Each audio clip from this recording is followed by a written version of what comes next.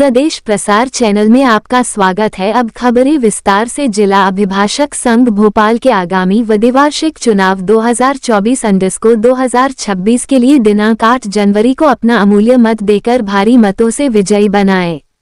आपके स्नेह, अमूल्य मत, समर्थन एवं आशीर्वाद के आकांक्षी है, इसलिए योग्य उम्मीदवार को अपना अमूल्य वोट देकर भारी मतों से विजयी बनाए।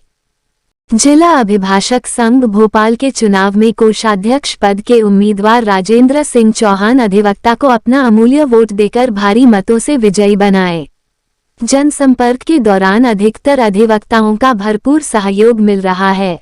अधिवक्ता संघ में सभी परिवर्तन चाहते हैं, इसलिए युवा, लगनशील और कर्मठ राजेंद्र सिंह चौहान अधिवक्ता को कोषाध्यक्ष पद हेतु अपना अमूल्य वोट देकर विजयी बनाए।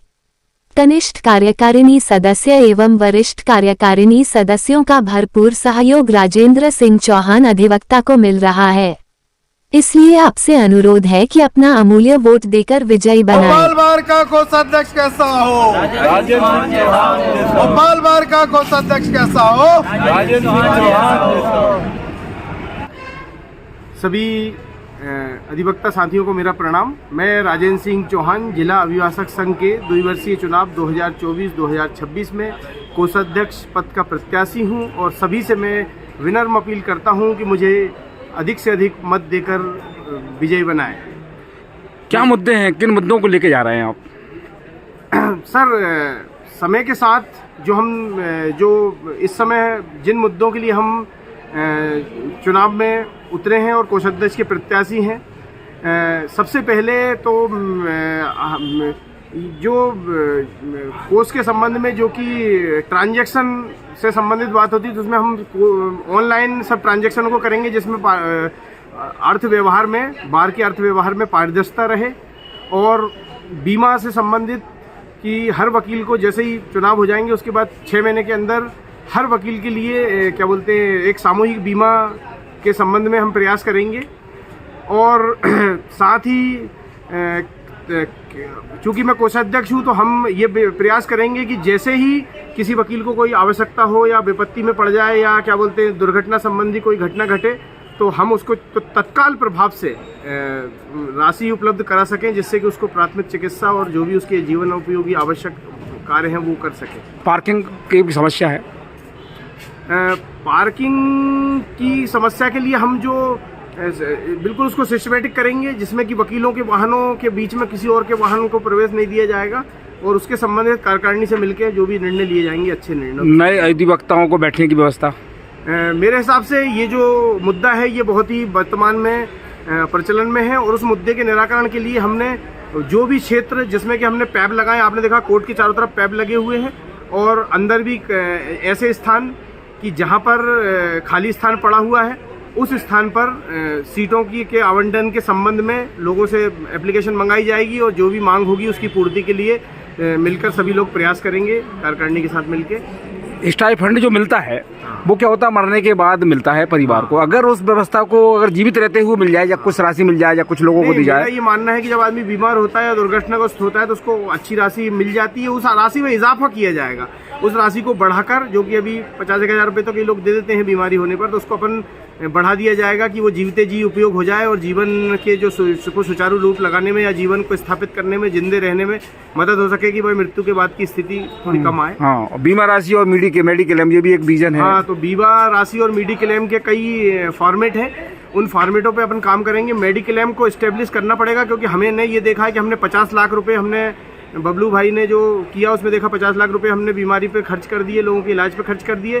तो अगर हमारा बीमा क्लेम रहेगा तो हमें ऐसा लगता है कि हम सामूहिक बीमा जैसा एक सामूहिक बीमा की भी बहुत आवश्यकता है, क्योंकि सामूहिक बीमा से भी कहीं ना कहीं वही है कि परिवार को सुरक्षा मिलेगी, जिसमें बीवी और बच्चों को भी सुरक्षा मिलेगी। तो कहीं ना कहीं वकीलों की कोई एक संगठित रूप से शक्ति को स्थापित करने में काम आएगी, क्योंकि वही अर्थ हमारा कहीं और लग जाता है। लाइब्रेरी भी एक समस्या है। अगर ई लाइब्रेरी को बढ़ाया जाए और जिससे तत्काल जो जजमेंट आते हैं उन जजमेंटों का निराकरण। मेरा इसमें एक सबसे महत्वपूर्ण चीज़ है, मैं आपको बताऊं, मेरा विषय नहीं है लेकिन मैं इस पर काम करूंगा।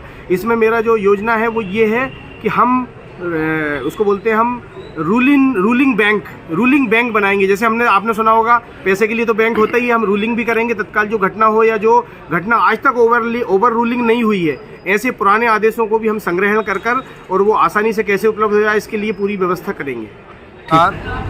मेरा नाम एम रवि है और मैं जिला अभिभाषक संघ भोपाल का सदस्य हूँ। जैसे कि आपको विदित है 8/1/2024 को जिला अभिभाषक संघ का चुनाव होना निश्चित हुआ है और इस चुनाव में विभिन्न पदों में विभिन्न उम्मीदवार उतर रहे हैं।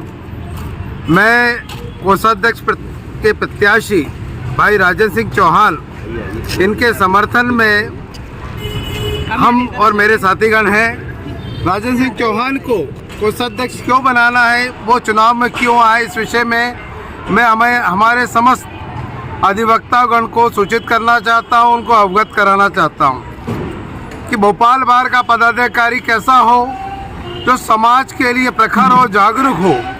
तो भाई राजन सिंह चौहान, चाहे आप कोविड देख लें, उससे पूर्व की देख लें या बाद की घटना, जब लोग घरों में अपनी जान को बचाने के लिए बैठे थे, ऐसे समय इनकी छोटी छोटी बच्चियों की परवाह ना करते हुए भी समाज के लिए प्रतिदिन निकल के उनकी भोजन की व्यवस्था करना, पर्यावरण के लिए जो भोपाल के अंदर अधिक से अधिक वृक्षारोपण हो, उसके लिए प्रत्येक मास, प्रत्येक हफ्ता या हमारे साथियों के कोई भी जन्मदिन का अवसर हो, ऐसे विशेष अवसरों पे भी हमने वृक्षारोपण किया है। और ये अतिशयोक्ति नहीं होगी अगर ये मैं बोलूं, मध्य प्रदेश के पूर्व सीएम शिवराज जी चौहान द्वारा जो प्रतिदिन वृक्षारोपण का संकल्प लिया है, यह भी हमारे द्वारा बार बार पौधा लगा के सोशल मीडिया में प्रचारित करने के बाद ही उनके द्वारा प्रतिदिन का संकल्प लिया है। आप पूर्व में देखेंगे उनके द्वारा जो वृक्षारोपण करते थे, सामान्यतः वो या एक अधिकारी होते थे, हमने उनको व्हाट्सएप फेसबुक के माध्यम से उनको बताया कि आप ऐसे महत्वपूर्ण पद पे हो, आपको देख के लोग प्रेरणा पाएँ, तो प्रत्येक दिन आप एक पौधा लगाएं, वृक्षारोपण करें, पर एक व्यक्ति को अपने साथ रखें उस समाज के अंदर से। आप देखेंगे पिछले 2-3 सालों से प्रतिदिन वो जब भी पौधारोपण करते हैं, कोई ना कोई एक समाज का प्रतिष्ठित या कोई छोटा सा बच्चा भी हो, वो रहता है। ये प्रेरणा का स्रोत है।